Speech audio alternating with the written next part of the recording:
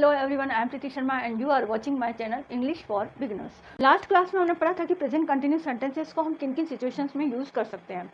इस क्लास में हम पढ़ने जा रहे हैं कि आखिर ऐसे कौन कौन सी वर्ब्स होती हैं जिन वर्ब्स का यूज़ हम कभी भी प्रेजेंट कंटिन्यूस में नहीं कर सकते हैं, जिनका यूज़ हम V4 फॉर्म में नहीं कर पाते हैं, यानी कि उन वर्ब्स में हम ING नहीं लगा पाते हैं। ऐसे कौन कौन सी वर्ब्स होती हैं इस वीडियो में हम पढ़ने जा रहे हैं और ये बहुत इंपॉर्टेंट क्लास है आपकी। यही क्वेश्चंस आपके कॉम्पिटिटिव एग्जाम्स में बनते हैं। आपको कोई सेंटेंस दे देते हैं, एक इंडेफिनिट का, एक कंटिन्यूस का, एक परफेक्ट का, और उसमें से पूछा जाता है कि कौन सा गलत है, क्योंकि आपको वर्ब देखना है कि ये वर्ब कंटिन्यूस में बनती है कि नहीं बनती है।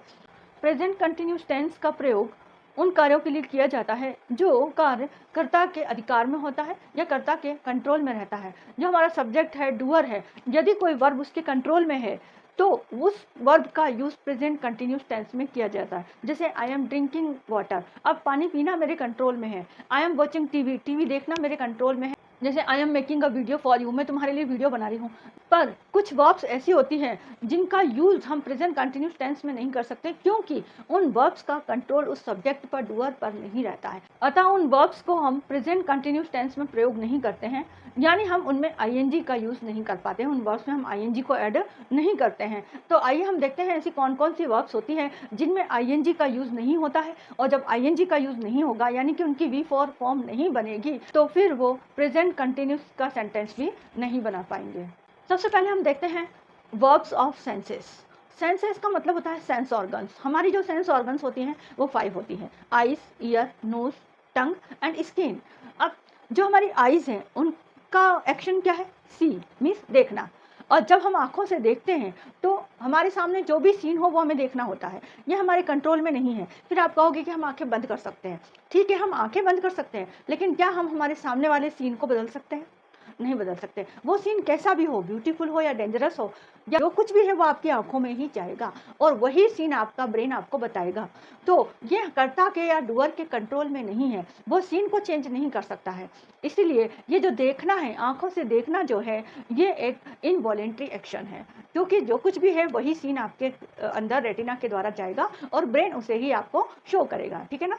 तो इसीलिए इस एक्शन को हम मानेंगे कि यह कर्ता के अधिकार में नहीं है, यह कर्ता के कंट्रोल में नहीं है, या ये एक इनवॉलेंट्री एक्शन है। और जब भी ऐसी कोई एक्शन होती है उसमें हम ING का यूज़ नहीं करते हैं। जैसे मैं अपनी आंखों से देख रहा हूँ, ठीक है, आप क्या सेंटेंस बनाओगे इसके लिए? आई am seeing with my eyes, मैं अपनी आंखों से देख रही हूँ। लेकिन ये सेंटेंस गलत होगा। गलत क्यों होगा? क्योंकि सीइंग जो है वो एक इनवॉलेंट्री एक्शन है। आप जो देख रहे हैं वो एक इनवॉलेंट्री एक्शन है, आपके कंट्रोल में नहीं है, आपके अधिकार में नहीं है, इसलिए आपका ये सेंटेंस गलत हो जाएगा। आप ये बनाओगे आई सी विद माई आइज। एक एग्जाम्पल लेते हैं, मैं एक भयानक दृश्य देख रही हूँ। ठीक है, ये हिंदी में सेंटेंस है और आपको कहा है इसको इंग्लिश में ट्रांसलेट करो। आप कहोगे कि रहा हूँ, रही हैं, आ रहा है, तो जरूर हमें इसे प्रेजेंट कंटिन्यूस सेंटेंस बनाना होगा इसका। आप बनाओगे I am seeing a dangerous scene, लेकिन ये गलत होगा। ठीक है, आपने रूल को फॉलो किया है, रहा है, रही है, इसलिए हमने वर्ब में ING लगा दिया। लेकिन आपको ये ध्यान रखना है कि जो सेंसेस ऑर्गन्स होती हैं उनकी जो एक्शंस होती है वो इनवॉलेंट्री एक्शंस होती है, और इनवॉलेंट्री एक्शंस में हम ING का यूज़ नहीं कर सकते हैं। इसलिए आपका सही सेंटेंस क्या होगा? आई सी अ डेंजरस सीन, मैं एक भयानक दृश्य देख रही हूँ। अब क्यों आप आई सी अ डेंजरस सीन बनाओगे? क्योंकि ये जो सीन है, जो डेंजरस सीन है जो आपके सामने है, आप चाहो कि मैं इस डेंजरस सीन को बदलकर ब्यूटीफुल सीन में ले जाऊं तो आप नहीं ले जा सकते, क्योंकि आपकी आंखों में वही जाएगा जो सामने है। इसलिए इनवॉलेंट्री एक्शन है। ठीक है, एक और एग्जाम्पल देखते हैं। जैसे किसी ने आपसे कहा कि क्या तुम उस लड़की को देख रहे हो जो पेड़ के नीचे खड़ी है? ठीक है, और अब आपसे कहा कि इसे इंग्लिश में ट्रांसलेट करो, तो आप रूल को फॉलो करोगे और आप कहोगे are you seeing that girl who is standing under the tree? ठीक है, आपने बना दिया सेंटेंस, लेकिन ये सेंटेंस गलत हो गया। क्यों गलत हो गया? क्योंकि are you seeing that girl, क्या तुम उस लड़की को देख रहे हो? ठीक है, आप देख रहे हो, जो सामने सीन है वही आपको दिखेगा, लेकिन आपको मैंने कहा ये इनवॉलेंट्री एक्शन है, तो आप आर यू सीइंग नहीं बना सकते। आपका सही सेंटेंस क्या होगा? Do you see that girl who is standing under the tree, क्या तुम उस लड़की को देखते हो जो पेड़ के नीचे खड़ी है? ये मीनिंग भी इसका सही होगा कि क्या तुम उस लड़की को देखते हो जो पेड़ के नीचे खड़ी है, या ये मीनिंग भी सही होगा कि क्या तुम उस लड़की को देख रहे हो जो पेड़ के नीचे खड़ी है, लेकिन इंग्लिश एक ही होगा, do you see that girl who is standing under the tree. ठीक है, ऐसे ही अब सी का आपने देखा होगा कहीं पर सीइंग भी होता है। सी का एक मीनिंग और होता है किसी से मिलना। ठीक है, जैसे I am seeing my brother tomorrow, मैं कल अपने भाई से मिल रही हूँ। मैं कल अपने भाई से मिल रही हूँ, यहाँ पर देखना मीनिंग नहीं है। जब भी देखने का सेंस आ जाए तब आपको आईएनजी नहीं लगाना है, लेकिन जब सी का मीनिंग मिलना हो किसी से तब आप वहाँ पर आईएनजी लगा सकते हो। ठीक है, जैसे I am seeing my parents today, मैं आज अपने माता पिता से मिल रही हूँ, तो यहाँ पर आप सी के साथ आईएनजी लगा सकते हैं। ऐसे ही हियर, हियर मीन्स सुनना। अब आसपास जो भी हो रहा है वही आपके कानों में जाएगा, जो भी आसपास आवाज़ हो रही है वही आपके कानों में जाएगी। यदि शोर हो रहा है तो शोर जाएगा, यदि म्यूजिक चल रहा है तो म्यूजिक जाएगा, क्योंकि इस पर आपका कंट्रोल नहीं है। आप चाहो कि शोर जो है वो म्यूजिक में बदल जाए तो आपके सोचने से नहीं होगा वो काम। इसीलिए ये जो एक्शन है वो एक इनवॉलेंट्री एक्शन में आ जाएगी, और इनवॉलेंट्री एक्शन में हम जानते हैं कि आईएनजी हम नहीं लगा सकते। जैसे हम एक एग्जांपल लेते हैं, अन्नू एक बहुत तेज शोर सुन रही है। अन्नू एक बहुत तेज शोर सुन रही है, ठीक है, तो आप क्या एक सेंटेंस बनाओगे, Annu is hearing a loud noise. ठीक है, आप ये बनाओगे Annu is hearing a loud noise, लेकिन ये गलत होगा। आपको क्या बनाना होगा, Annu hears a loud noise. Hearing नहीं बनाना होगा, सुनने के लिए हमें आईएनजी का यूज नहीं करना है। आपका सही सेंटेंस क्या होगा, Annu hears a loud noise. अब हियर का एक मीनिंग और होता है, सुनवाई करना। अब सुनवाई करना, जैसे जो केस हो जाते हैं, कोर्ट में चले जाते हैं, ऐसे कोई केस होते हैं जहाँ आपराधिक हो मामले या जमीन जायदाद के केस हों, कोई से भी केस होते हैं, जब उस केस की सुनवाई की जाती है तब वहाँ पर हियरिंग आ सकता है। जब वहाँ पर हियर के साथ आईएनजी लग सकता है तो वहाँ पर आपको क्या करना है, हियर के साथ आईएनजी लगाना है। जैसे इस केस की सुनवाई जज कर रहा है, या जज इस केस की सुनवाई कर रहे हैं, तो यहाँ पर हम कर रहे हैं, तो आप बना सकते हो सेंटेंस, द जज is hearing this case, the जज इज हियरिंग दिस केस, जज इस केस की सुनवाई कर रहा है। ठीक है, तो ये आप यहाँ पर आईएनजी का यूज कर सकते हैं। अब ऐसे ही स्मेल, स्मेल का मीनिंग होता है सूंघना, और जब सूंघने का मीनिंग आ जाए तब वहाँ पर स्मेलिंग नहीं हो सकता, स्मेल के साथ आईएनजी नहीं लग सकता। जैसे दीपा कुछ जल जाने वाली गंध को सूंघ रही है। अब दीपा को कुछ गंध आ रही है, कुछ जली हुई वस्तु की गंध आ रही है, ठीक है, सूंघ रही है। आपको कहा इसको सेंटेंस को इंग्लिश में बनाओ, तो आप क्या बनाओगे, Deepa is smelling something burning. ठीक है, लेकिन ये सेंटेंस आपका गलत होगा। आपको क्या बनाना है, Deepa smells something burning, Deepa कुछ जल जाने को सूंघ रही है। हिंदी वही होगा, लेकिन इंग्लिश में आपका वो सिंपल प्रेजेंट का सेंटेंस होगा या प्रेजेंट इंडेफिनिट का बनेगा, दीपा स्मेल्स समथिंग बर्निंग। ठीक है, या फिर अपन कहते हैं ना किसी से कि क्या आपको कोई गंध आ रही है, कुछ जलने जैसी गंध आ रही है, आप किसी से पूछते हो ना कि क्या तुम्हें कुछ जलने जैसी गंध आ रही है, तब आप उसका इंग्लिश ट्रांसलेट कैसे करोगे, are you smelling something burning, लेकिन ये गलत होगा। आपको क्या बनाना है, do you smell something burning, do you smell something burning, क्या तुम्हें जलने की कुछ गंध आ रही है, हिंदी वही होगा, लेकिन इंग्लिश में आपको do you smell something burning कहना होगा। ठीक है, ऐसे ही हमारा जो फोर्थ सेंस ऑर्गन है वो है टंग, और टंग का से हमें कौन सी एक्शन होती है, टेस्ट की होती है, जिसमें हम स्वाद लेना। अब देखो, इसमें दो बातें होती है, एक तो होता है स्वाद आना, क्योंकि टंग वही स्वाद हमें बताएगा जो हम मुंह में डालेंगे। यदि आप कड़वी चीज़ डालोगे तो वो कड़वा ही बताएगा, ऐसा नहीं कि आप सोचो कि काश ये मीठा हो जाए और वो टंग जो है कड़वी चीज़ को मीठा टेस्ट आपको बता दे, ऐसा नहीं होगा। टंग, क्योंकि ये आपके कंट्रोल में नहीं है, ये एक्शन आपके कंट्रोल में नहीं है। जो कड़वी चीज़ खाओगे तो आपको कड़वा ही टेस्ट आएगा, मीठा खाओगे तो मीठा ही टेस्ट आएगा, और ये सबके साथ एक जैसा होगा। ऐसा नहीं कि आपकी टंग मीठा बता रही है और उसकी टंग कड़वा बता रही है, ऐसा नहीं होता, क्योंकि ये कंट्रोल में आपके नहीं है। और जब ऐसी एक्शन होती है तो उसमें हमें क्या करना होता है, आईएनजी नहीं लगाना होता। लेकिन इसका एक मीनिंग और होता है टेस्ट का, चखना, और चखना आपके कंट्रोल में है। आप किसी को चाहोगे तो आप चखोगे, चखने में भी जब आपका मीनिंग हो जाए कि चखना, मैं चख रही हूँ, तब आप उसमें आईएनजी लगा सकते हो, I am testing this dish, मैं यह डिश चख रही हूँ, तब आप उसमें आईएनजी लगा सकते हो, क्योंकि वो आपके कंट्रोल में है चखना। जैसे आपने कोई बीज खाए और आपको पता नहीं इनका स्वाद कैसा है ना, ठीक है, लेकिन आपकी टंग ने क्या बताया कि वो तो कड़वे, उनका कड़वा स्वाद आ रहा है, तब आप क्या कहोगे, इन बीजों का स्वाद कड़वा आ रहा है, या इन बीजों का कड़वा स्वाद आ रहा है, तो आप क्या कहोगे, दीज सीड्स आ रहा है, तो आप ऐसा नहीं बनाओगे these seeds are tasting bitter, वो गलत हो जाएगा। आपको कहना होगा दीज सीड्स टेस्ट बिटर, इन बीजों का स्वाद कड़वा है या इन बीजों का स्वाद कड़वा आ रहा है। तो जैसे कल्पना केक चख रही है, यह पता करने के लिए कि वह स्वादिष्ट है या नहीं। अब यहाँ पर आपको कहा कि इसको इंग्लिश में ट्रांसलेट करो कि कल्पना केक चख रही है, तब चख रही है, तब आप क्या कर सकते हो, वहाँ आईएनजी लगा सकते हो। Kalpana is testing this cake, Kalpana is testing this cake to find out, यह पता करने के लिए वेदर इट इज टेस्टी और नॉट, कि यह टेस्टी है या नहीं है, यह स्वादिष्ट है या नहीं है। तो यहाँ पर आप टेस्टिंग लगा सकते हो, क्योंकि इसका मीनिंग क्या हो गया है यहाँ पर, चखना। ठीक है, लेकिन स्वाद आना, जैसे एक और एग्जांपल लेते हैं, द मिल्क टेस्ट सोर, दूध का खट्टा स्वाद आ रहा है, ठीक है। अब दूध खट्टा हो रहा है और उसका स्वाद खट्टा आ रहा है आपको, तो यहाँ पर जो स्वाद आ रहा है मीनिंग है, वहाँ पर आप आईएनजी नहीं लगा सकते। ऐसा नहीं कहोगे द मिल्क इज टेस्टिंग सोर, क्योंकि मिल्क चखने का काम नहीं किया जा रहा है। मिल्क का नेचुरली एक टेस्ट आ रहा है, और वो कौन सा टेस्ट आ रहा है, वहाँ पर खट्टा आ रहा है, इसलिए द मिल्क टेस्ट सोर, ठीक। ऐसे ही हमारा फिफ्थ सेंस ऑर्गन स्किन, और स्किन, यहाँ पर स्किन का मीनिंग होता है टच होना, स्पर्श होना किसी से। तभी हम, जैसे हम अंधेरे में कुछ ढूंढते हैं और स्पर्श करते हैं, तो वहाँ पर वो एक वॉलेंट्री एक्शन में जाता है। लेकिन यदि आप कुछ फील करते हैं, जब इसका मीनिंग महसूस करना हो, महसूस भी जब आप दिल से करते हैं, तब वो एक इनवॉलेंट्री एक्शन में चला जाता है। और जब इनवॉलेंट्री एक्शन में चला जाता है, तब वहाँ पर आप आईएनजी का यूज़ नहीं कर सकते। जैसे यह कपड़ा रेशम जैसा महसूस हो रहा है। अब आपने कपड़े को स्पर्श तो किया, माना आपने स्पर्श किया, लेकिन आप वहाँ पर स्पर्श वाली बात नहीं कर रहे हैं, आप वहाँ पर दिल वाली बात कर रहे हैं। अंदर से आप महसूस करें कि ये तो बहुत सॉफ्ट है, आपको बहुत अच्छा लग रहा है, एक रेशम जैसा लग रहा है वो, तो आपको क्या महसूस हो रहा है, एक रेशम जैसा लग रहा है, यह कपड़ा रेशम जैसा महसूस हो रहा है, ठीक है। यहाँ पर जब आप महसूस होना आ जाए, तब आप बनाओगे this cloth feels like silk. अब आप ऐसा नहीं कह सकते this cloth is feeling like silk, गलत हो जाएगा, क्योंकि महसूस हो रहा है आपको।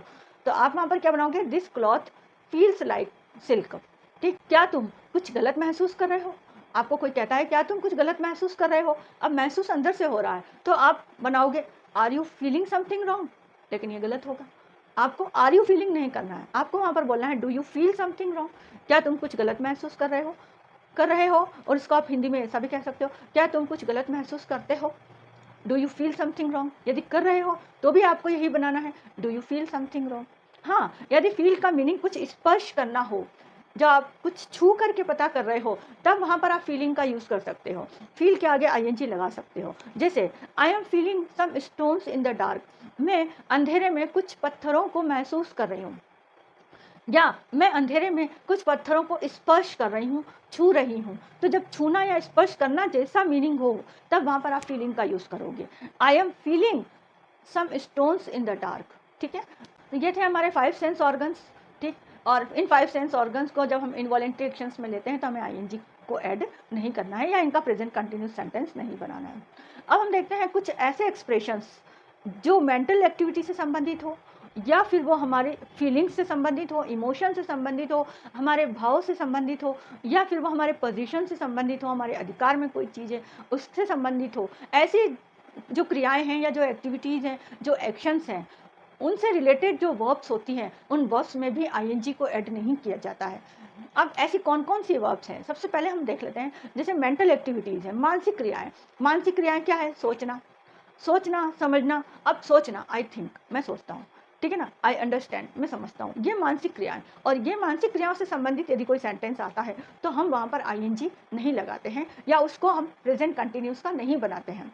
जैसे मैं सोच रहा हूँ हमें दिल्ली जाना चाहिए, अब मैं सोच रहा हूँ, तो आप बनाओगे I am thinking we should go Delhi, ठीक है, लेकिन सेंटेंस गलत होगा। आपको क्या बनाना है, I think we should go Delhi, I think we should go Delhi, ठीक है। यहाँ जैसे अंडरस्टैंड, अब अंडरस्टैंड में मैं समझ रहा हूँ जो कुछ भी तुम कह रहे हो, ठीक है। ये सेंटेंस है, आपको कहा इसको इंग्लिश ट्रांसलेट करो, आप क्या करोगे, मैं समझ रहा हूँ, आई एम अंडरस्टैंडिंग, तुम जो कुछ भी कह रहे हो, whatever you are saying, ठीक है, ये बनाओगे, लेकिन ये सेंटेंस गलत हो गया। आपको क्या बनाना है, I understand whatever you are saying, मैं समझ रहा हूँ जो कुछ भी तुम कह रहे हो, I understand, I am understanding नहीं, I understand whatever you are saying, क्योंकि यह एक मेंटल एक्टिविटी है जो हमारे कंट्रोल में नहीं है, जो एक इनवॉलेंट्री एक्शंस के अंडर में आती है, इसलिए हमें इसमें आईएनजी नहीं लगाना है। ऐसे ही एक और एक्शन है, जैसे रिमेंबर। अब रिमेंबर, कोई चीज़ हमें याद आती है तो वो भी हमारी मेंटल एक्टिविटी है, याद नहीं रहती है, फॉरगेटिंग, फॉरगेट भी हमारा एक ऐसा वर्ब है जो कि मेंटल एक्टिविटी में आता है।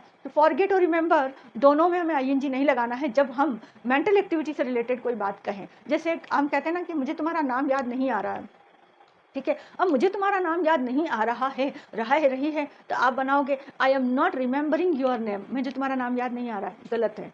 आपको क्या बनाना है, I don't remember your name, क्योंकि रिमेंबर एक प्रोसेस आपकी मेंटल एक्टिविटी से रिलेटेड है। या फिर आप बनाते हो ना कि मैं तुम्हारा नाम भूल रहा हूँ, कई बार ऐसा बोलते हैं हम, हिंदी में सही है कि मैं तुम्हारा नाम भूल रहा हूँ, लेकिन आप बनाने जाओ कि I am forgetting your name, ये गलत हो जाएगा। आपको क्या बोलना है, आई फॉरगेट योर नेम, मैं तुम्हारा नाम भूलता हूँ या मैं तुम्हारा नाम भूल रहा हूँ, आई फॉरगेट योर नेम, आपको इसमें ING नहीं लगाना है, ठीक है। ऐसे ही एक और है जैसे रिजेंबल, मिलना जुलना, है ना। जैसे दो बहनें हैं, एक जुड़वा है, बोथ आर ट्विंस, और वो दोनों एक दूसरे से मिल रही हैं दोनों, तो हम क्या कह सकते हैं, पारस रिजेंबल्स हर सिस्टर पल्लवी, पारस रिजेंबल्स हर सिस्टर पल्लवी, ठीक है। तो ये सेंटेंस यहाँ पर बनेगा। अब कुछ इमोशंस जैसे लव, हेट, फियर, होप, ये इनमें भी ये इमोशंस होते हैं। यदि इमोशन से संबंधित आप कोई सेंटेंस बना रहे हैं तो आप इनमें ING नहीं लगाएंगे। जैसे जैसे गाय अपने बच्चे को प्यार कर रही है, ठीक है, ठीक है। आप क्या बनाओगे, cow is loving her newly born baby, ठीक है, एक नए जन्मे बच्चे को प्यार कर रही है। लेकिन ये सेंटेंस यहाँ पे सही नहीं होगा क्योंकि लविंग नहीं आएगा। आप क्या कहोगे, cow loves her newly born baby, ठीक है, इस तरह से सेंटेंस नहीं। जैसे हेट, हेट बनाया किसी से घृणा करना, ये भी इमोशन है आपके, आप किसी से घृणा कर रहे हो। जैसे शी हेट्स हर, वह उससे घृणा करती है। लेकिन यदि मैंने कहा कि वह उससे घृणा कर रही है, अब इसको इंग्लिश में ट्रांसलेट करो तो आप क्या बनाओगे, शी इज हेटिंग हर, वह उससे घृणा कर रही है, ये नहीं बनाना है। आपको क्या बनाना है, शी हेट्स हर, वह उससे घृणा करती है। आप इज हेटिंग नहीं करेंगे, शी हेट्स हर, क्योंकि एक मेंटल एक्टिविटी है जो आपके कंट्रोल में नहीं है। आपको घृणा होती है तो होती है। हेट का हम एक एग्जांपल और लेते हैं, जैसे मैं उन लोगों से नफरत कर रही हूँ जो मुझे परेशान कर रहे हैं, ठीक है। एक सेंटेंस है, आपको कहा ट्रांसलेट करो इसे इंग्लिश में, मैं उन लोगों से नफरत कर रही हूँ, तो आप बनाओगे I am hating those person who are harassing me, जो मुझे परेशान कर रहे हैं, ठीक है, आपने बना दिया।